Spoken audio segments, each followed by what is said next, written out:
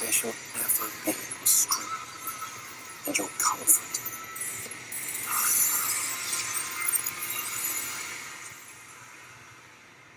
When all is said and done, I would ask a favor of you.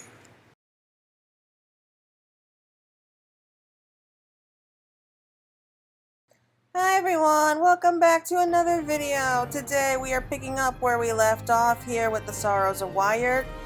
We are just about to enter Turncliffe after defeating the Sapphire weapon, and we're going to be having a good look around the city and see what we can learn about it.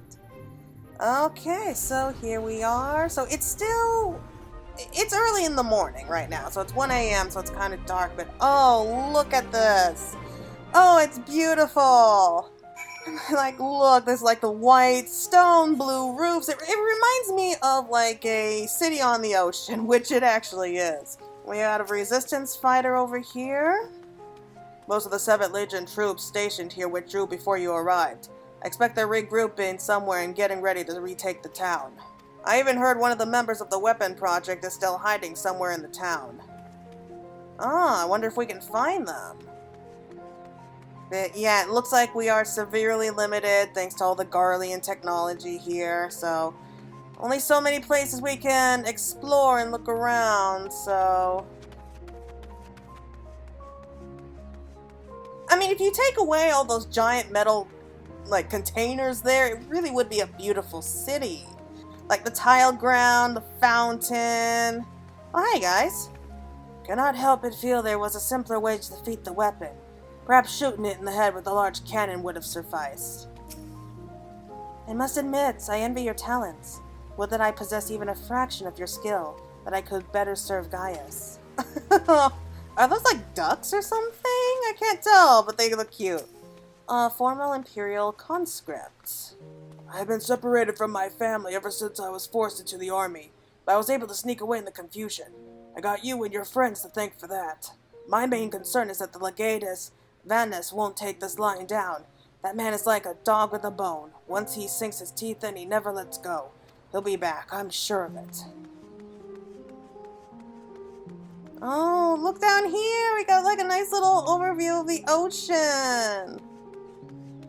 Oh, and like a sky full of stars.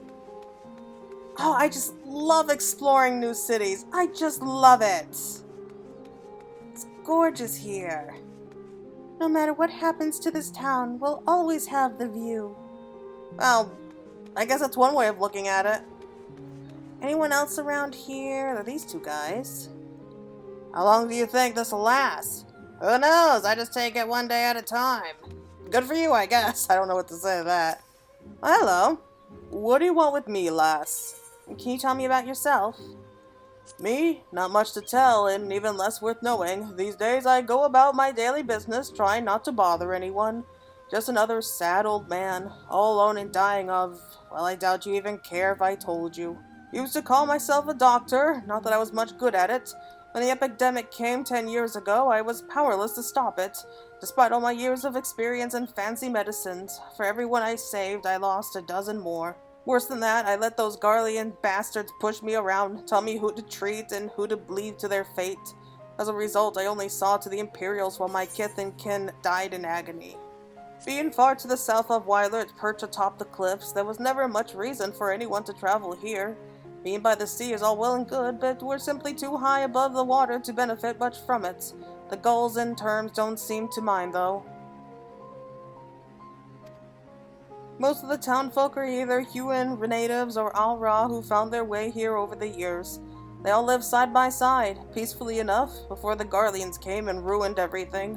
There wasn't much we could do to stop them. Those who fought back were soon put to the sword. Once the invasion was complete, the Imperials started digging down into the cliff and built a supply depot for their blasted airships. But the experiments were a more recent development. Of course, none of us citizens were privy to what it was they were working on. I expect that'll all come to light now with the bastards having all turned and fled with their tails between their legs. We got you and yours to thank for that, even if it's only a temporary respite. Oh jeez, you really are depressing. Those Garlean bastards are finally gone, and it's all thanks to you. My husband died defending our town when they first invaded, and for all the years since, it felt like he died for nothing. Now his soul might at last find peace. Okay, I had another quick look around. I'm pretty sure that was everyone, at least those that I could see. You did well to pilot the G-Warrior so adeptly in so short a time. And with the weapon largely intact, Sid and his researchers should be able to gather a wealth of valuable information before it is dismantled. Perhaps we should take one last look upon our fallen foe.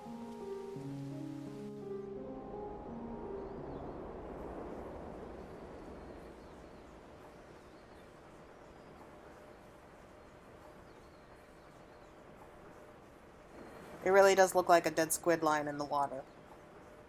Or some kind of alien plant. Ooh, the echo!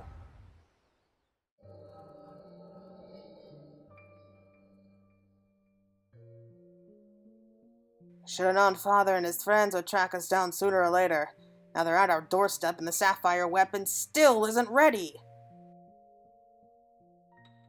Even so, it should still be able to fend them off, or at least buy us some time.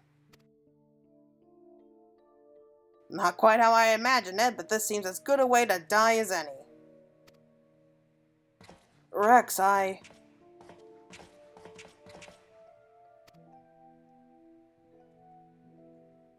Right, Con? Why are you still here? You're supposed to be moving the other weapons to a safe location!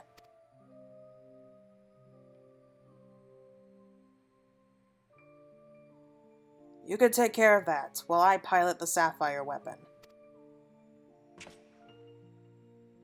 What are you talking about? I'm the pilot, not you! There's no need to put your life on the line! Besides, it's still incomplete. It can barely perform basic maneuvers, so it'll be practically useless in a real fight. We have a solution. Oversoul. You want to end up like Milcendia?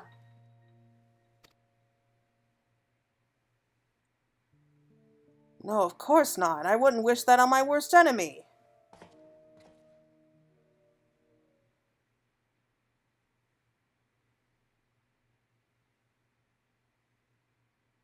She didn't give her life in vain. The ruby weapon left behind data that's been used to improve the system, to prevent any further malfunctions. What difference does that make? Once Oversoul is activated and the pilot fuses with the core, there's no way back. That's why I should be the one to pilot the Sapphire weapon, not you, Rex. Alphonse needs you. You and I both know I'm the least qualified pilot we have. There's less to lose if I don't make it back. No, I won't let you! Please, Rex, hear me out. Ever since we were children, I was the smallest, the weakest, too afraid to stand up for myself.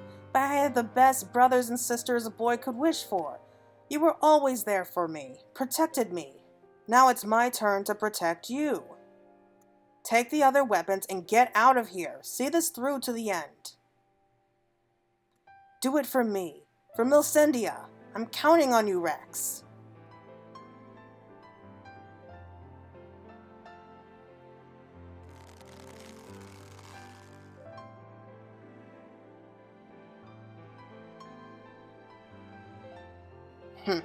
You always did have a stubborn streak. Alright, Raycon, I won't let you down. Just promise you'll wait for me, on the other side. We'll meet again, brother.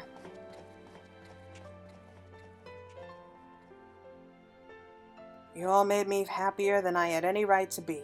And now, I finally found my purpose. I have no regrets.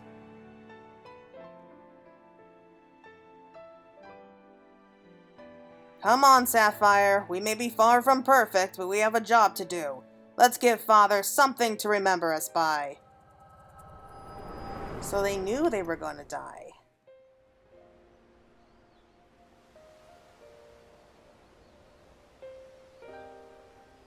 The echo, I presume. What did it reveal to you?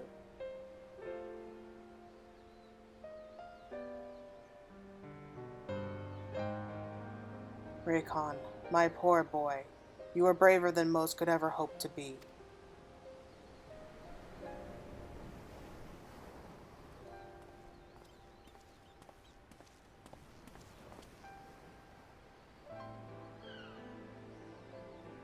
is as we feared.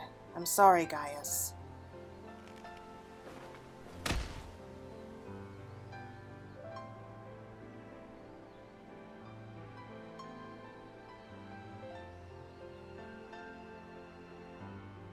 First Melissendia, now recon. We must find the remaining weapons and end this madness.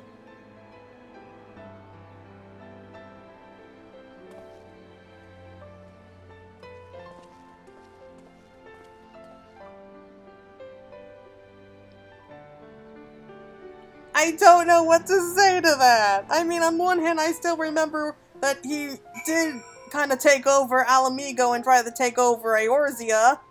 But on the other hand, he does seem to care about those kids, so I don't know what to do. Oh, hey, what do you have to say? Tell me, what do you think of Gaius Belsar? I understood the two of you have been acquainted since his days as the Black Wolf.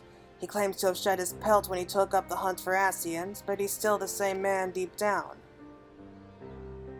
He certainly kept quiet about having a flock of foster children back in the Empire, though.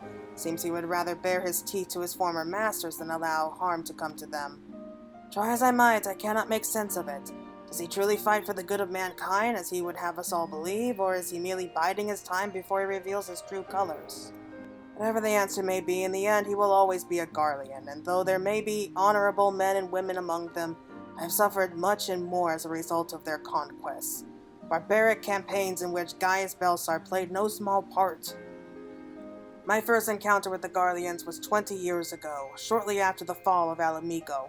They continued their march into the lands that had long been home to us Duskrights. We sought to repel the invaders, but we were woefully unprepared.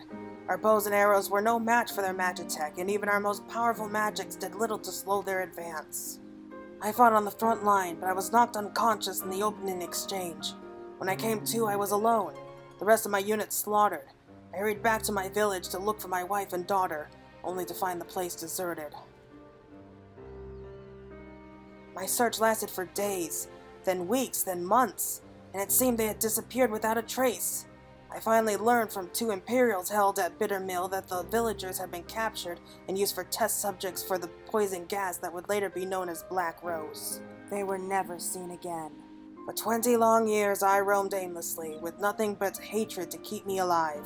I eventually found myself at the Order of the Twin Adder, who offered me a place among their ranks. The desire for revenge was the only thing I had left, so without a moment's hesitation I accepted. Were it not for the war with Garlemald, I would have been loath to work alongside the city-dwelling Gridonians, who for so long had treated my kind as outcasts. But none of that mattered anymore. It all accumulated with Operation Archon. As you led the charge into the Palatorium, we were right behind you, and when the place came crumbling down, most of us were caught in the rubble. I escaped with my life, though many others were less fortunate. Having dragged myself free from the rubble, I sought a way out. It was then that I encountered none other than Gaius Belsar, on the verge of death. The gods had delivered to me the man whose conquest had robbed me of everything. I was poised, ready to exact my revenge, and then he spoke. I will not beg for mercy. I only ask that you stay your hand a while longer. I cannot die until I have rid the world of the Ascian menace. For millennia mankind had danced to their tune, but no more. Then, once we are finally free, my life is yours for the taking. I would have struck him down there and then had I not sensed truth in his words, so I decided to grant him a stay of execution and joined him on his hunt. All this time I've kept a close eye on Gaius. Though he is ever on the watch for pursuers, he has granted me ample opportunity to slay him if I so choose. I still might if he shows even the slightest sign of betraying our agreement.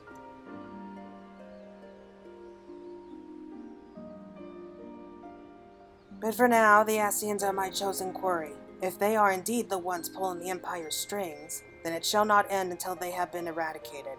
Every last one. Though I could not save my kin, there are those who may yet be spared the horrors of war. Unfortunately, dealing with the Ascians will have to wait until we brought an end to the Garlemald's weapon project. Though we may have vanquished 2 of their new weapons, we must take every opportunity to prepare for whatever the Garleans throw at us next. Perhaps Sevra can tell us whether the Ironworks engineers have uncovered any information of note. Man, that is heavy. But I'm loving the backstory here. That is fantastic. Oh man, so how do you all think this is going to end? Do you think that he's going to end up taking the guy's life? And oh, hello. Oh, little Elra girl. Oh, that's so cute.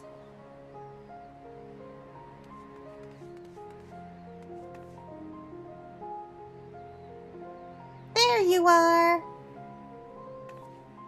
How did you know? Where might the others be? Oh, that is so cute. Whoa, I'm getting kind of flashback of the other, like, Gaius' foster kids. Wow. Okay, let's go see what they have to say. I'd rather you didn't share what we discussed with my traveling companions. It would only complicate matters. Yeah, I figured that might be a good idea. The Ironworks engineers are still at work dismantling the Sapphire weapon and investigating the Turncliffe Magitech facility. Though they have yet to make their report, they may have some news to share at this juncture. Please wait here for a moment.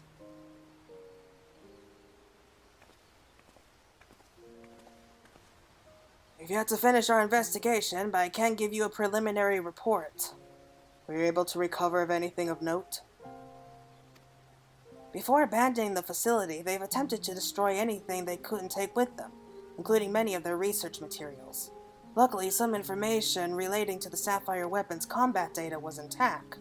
Judging by what we saw during the battle, it was extracted from Regula Van Hydrus, correct? It also appears that the Sapphire weapon was actually in incomplete state, and therefore unable to perform at full capacity. Even so, it was immensely powerful. Had they even given the chance to finish it before we had arrived, who knows how it would have ended. Indeed, we may not be so fortunate next time, so we must prepare for the worst. The Ironworks will continue to investigate the Sapphire weapon and look into its possible countermeasures. The Echo afforded you a glimpse into the conversation between Raycon and Rex prior to the weapon's deployment. Do you remember any other details?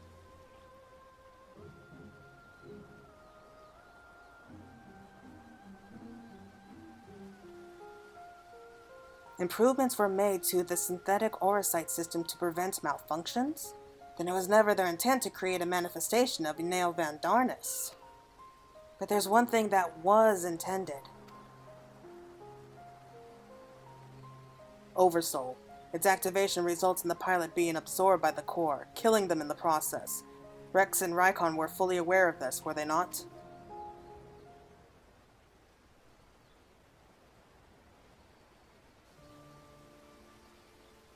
Then the death of the pilot was by design all along. Alphonse, how could you? Sacrificing your own siblings to fuel those accursed war machines! Surely there is no cause worth paying such a price. Aye, there is nothing more precious than family.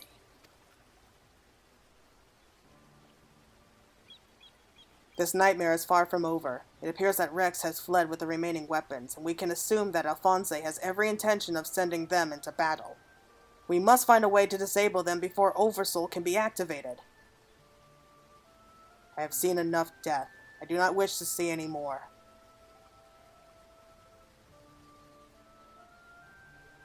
And there is no time to waste. Let's be about it, Gaius. Zavera, you're in charge here.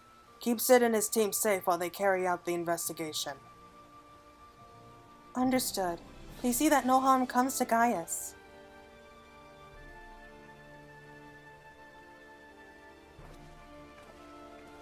While we're gone, I need you to relay everything to the resistant troops. Your first-hand account should prove useful. If there are any developments, we'll be sure to contact you.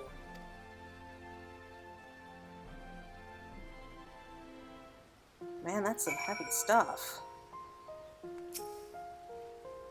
Alphonse, I will find you, wherever you are. If the other weapons have been moved elsewhere, the locals must have seen the direction in which they were headed. At this stage, any information at all would be better than what we have now, which is next to nothing. Alright, so... Yes, we're ready to return to Girobanya. We'll report to Resistance, explain the situation, and I guess that's gonna be it. I mean, unless there's like another quest or something. Yeah, so it's quite clear that they're aware that if they use the weapons, then they'll die. So I have no idea what it is they think they're planning. I hope there's gonna be like another chance for us to be able to use the G-Warrior. I like that thing. Oh, great! We can still head back to Turncliffe whenever we want. That's great to know. Alright, so let's go and talk to these guys over here.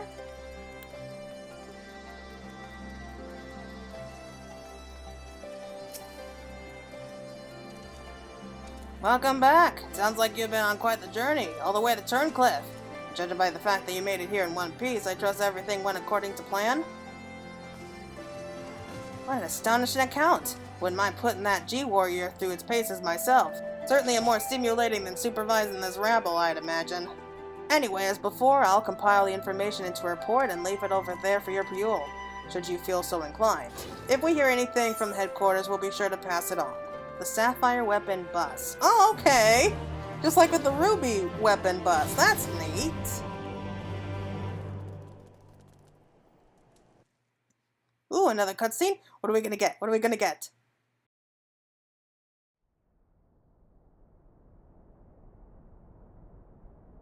Meanwhile, in the 7th Legion Wired headquarters. Ooh! What's this?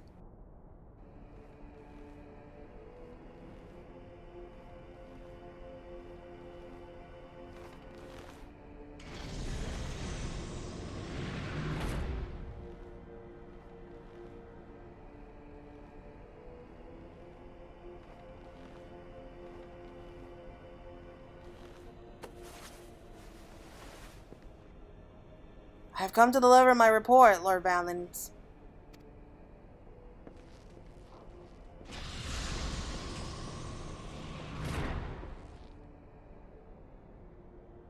Okay, do we really need a close-up of his sweats? Ah, so you have returned, young Alfred. Or was it Alwick? Not that it really matters, of course. I hear that you and your darling brothers and sisters have allowed the Sapphire weapon to fall into the hands of the enemy. Do tell me it isn't so. I am afraid that it is the case, Lord Valens. Oh, come now, no need to be so sullen. As they say, to err is too human, to forgive divine. And you know how forgiving I can be, when it suits me.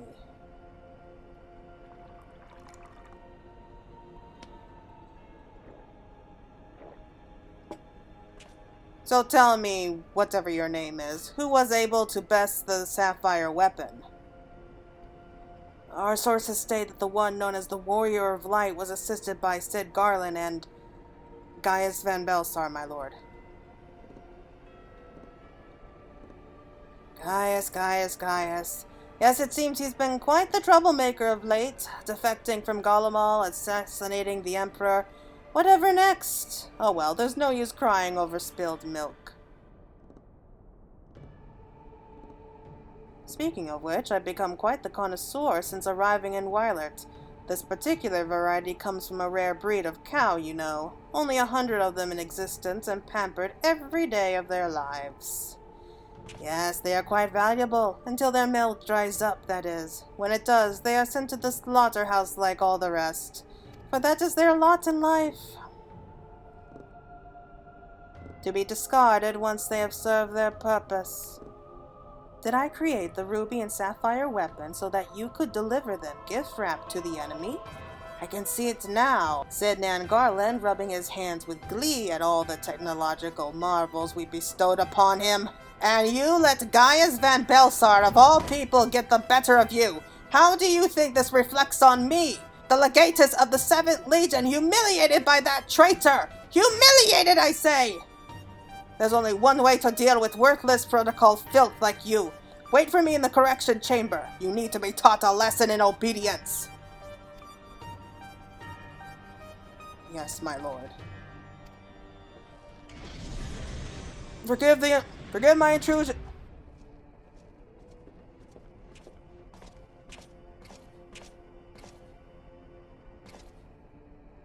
Forgive my intrusion, Lord Valens, but it's time for your meeting with the head of Magitech Development.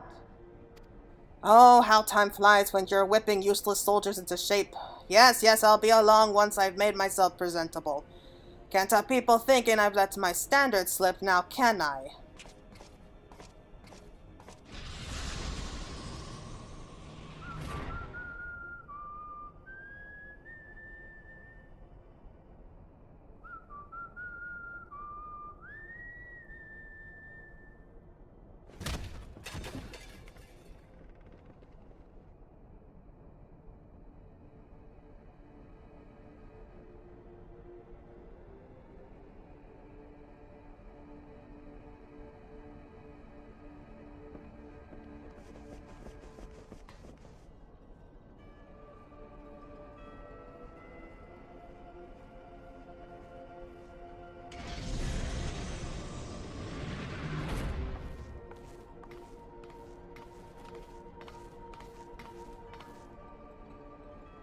What are you doing here?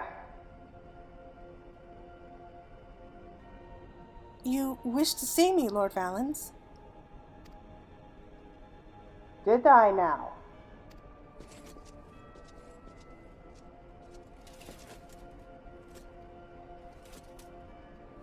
Ah, yes, that's right. So you're Allie, yes? And you joined the military of your own free will along with your fellow orphans. Such devotion! What an inspiration you are! You see, it is my firm belief that love grants us the power to move mountains, to overcome any obstacle. Together we shall discover the strength that lies within you. Take my hand, child. I will show you the way.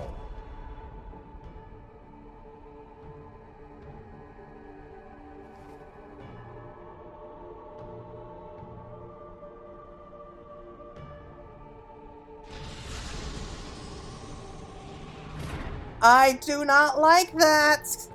I don't like where this is going. I have an idea of which weapon we might be facing next, and if I'm right, it's not going to be good for Allie. Oh, crap. Oh, man. How about you, Putty? Are you okay? Like, all you can think about is weapons. Really?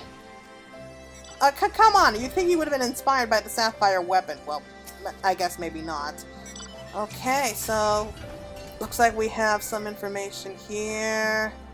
I'm not really sure I want to read it all now. I think my voice is starting to go, but alright, so I think we could save that part for next time. So there's going to be at least one more video, I guess with the aftermath. We're probably going to be returning to Turncliffe just to see if there's any new developments. But until then, everyone, thank you all so much for watching. I hope you all enjoyed it, and hopefully we are going to be having at least something of a happy ending when it comes to the sorrows of Wyard. So until then, take care.